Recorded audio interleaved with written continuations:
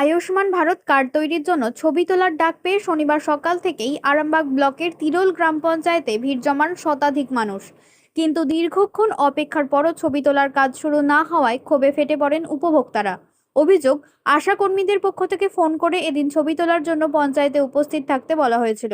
সেই খবর পেয়ে প্রবীণ নাগরিক, হৃদরোগী, শিশুদের নিয়ে অভিভাবক সহ বহু মানুষ সকাল থেকেই লাইনে দাঁড়িয়ে অপেক্ষা করেন।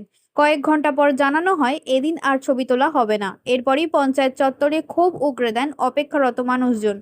তাদের দাবি, আগে থেকে ফোন করে ডেকে এনে শেষ পর্যন্ত কোনো কাজ না করায় অযথা হয়রানির শিকার হতে হয়েছে। বিশেষ করে অসুস্থ ও বয়স্ক মানুষদের দীর্ঘক্ষণ দাঁড়িয়ে অপেক্ষা করেও খালি হাতে ফিরে যেতে হওয়ায় ক্ষোভ আরও বাড়ে।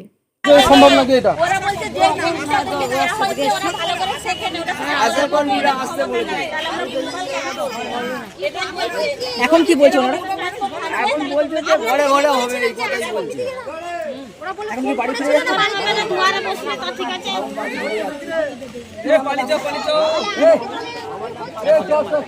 কার্ডের জন্য আসা হয়েছিল, দিয়ে বলছে যে এখন আশাকর্মীরা বলছে বিডিও অফিস থেকে লোক আসেনি, আমরা এখন হবে না, অনলাইনে করে নিতে।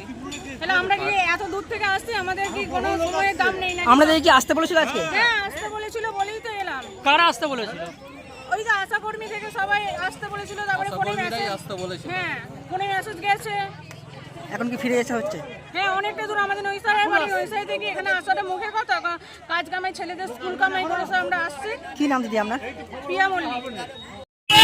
যে মানে এখানের একজন স্যার বললেন যে এই যে মেসেজটা এটা হচ্ছে ওদের কাজ করার জন্য, মানে ওরাই ছবিটা তুলবে, ওদেরকে দায়িত্ব দেওয়া হয়েছে। কিন্তু ওরা বলছে আমাদেরকে ট্রেনিং দেওয়া হয়েছে, কিন্তু সেই ট্রেনিংটা মানে আমরা কাজ করার মতো পাই। ঠিক আছে, আমাদের যোগ্যতা নাই, তাই আপনাদের যদি মানে গুরুত্ব থাকে যে আপনাদের এই কাজটা করতে হবে, তাহলে অনলাইন থেকে করে নিন। তাহলে আমাদেরকে ফোন করেছিল কেন? সেটাই হচ্ছে কথা। ওরা ভেবেছিল যে বিডিও অফিস থেকে লোক এসে কাজটা করবে। কতজন এখানে এসেছিল মোটামুটি? হ্যাঁ, প্রায় 250 জন কি 300 জন মতো হবে।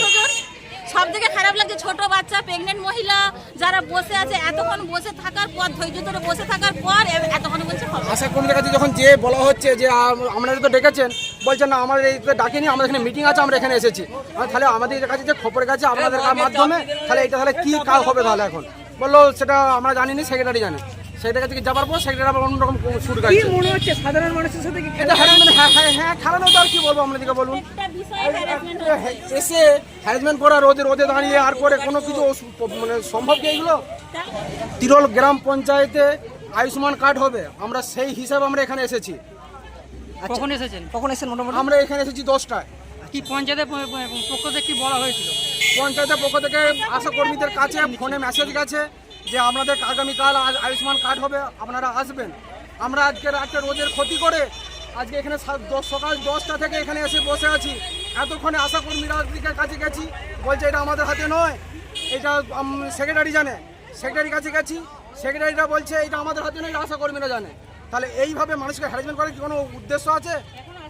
এখন বিডিও অফিস থেকে লোক আসেনি। আচ্ছা, আগে আশা কর্মীদের কাছে যখন আমরা যাচ্ছি, এখন তারা বলছে আমাদের এখন কিছু আর হবে না, বাড়ি চলে যেতে। তাহলে এই যে কতক্ষণ ধরে লাইনে দাঁড়িয়ে আছেন? প্রায় নানা করে 2.5 ঘন্টার মতন লাইনে দাঁড়িয়ে আছি আমরা। একজন বয়স্ককেও দেখতে পাওয়া হ্যাঁ, যাচ্ছে। একজন বয়স্ক আছে, এরকম বহু বয়স্ক ছিল, এখন চলে গেছে।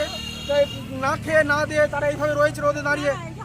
এখন কি বলছে? এখন কি বলছে? এখন বলছে হবে না, বাড়ি চলে যেতে বলছে, সবাই বাড়ি চলে যাচ্ছে। কবে হবে বলছে? এখন সেসব কিছু বলতে পারছে না। কাদের মাধ্যমে আপনাকে জানিয়েছিল যে আজকে হবে? আশা কর্মীদের মাধ্যমে জানিয়েছিল আমাদেরকে। আশা কর্মীরা কি আশা বলছে? কর্মীদের ভেতর আছে, তাদেরকে যে জিজ্ঞাসা করলাম আমরা, তারা বলছে আমাদের হাতে এটা নয়, এটা সেক্রেটারি জানে। সেক্রেটারির কাছে গেলাম, বলি এটা আমাদের হাতে নয়, এটা আশা কর্মীরা জানে। আপনার নাম দাদা? আপনার নাম?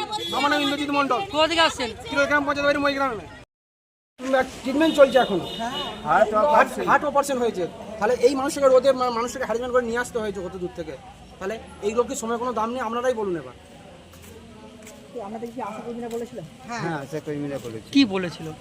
আজ সকালবেলা বলেছে 9টার সময় যে আজকে আমাদের 5 জন ফ্যামিলি, বৌমা, নাতি, ছেলে, আমরা 2 জন বললে যে এরকম আজকে চলে যাবে 10টার মধ্যে, ওই সব ফটো ছবি হয়ে যাবে, হয়ে গেলেই আউসবিমানটা চালু হয়ে যাবে।